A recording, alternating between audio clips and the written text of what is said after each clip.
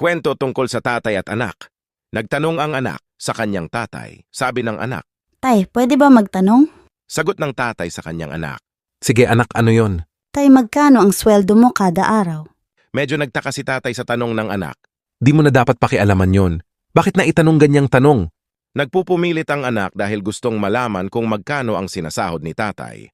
Please, Tay. Gusto ko lang po malaman sweldo mo sa isang araw. Playas eh. Di nagtagal sumagot si tatay sa kanyang naglalambing niyang anak. Okay, sige. Kung alam mo lang, sumasahod ako ng 500 pesos isang araw. Napayuko ang ulo ang anak at ang sabi.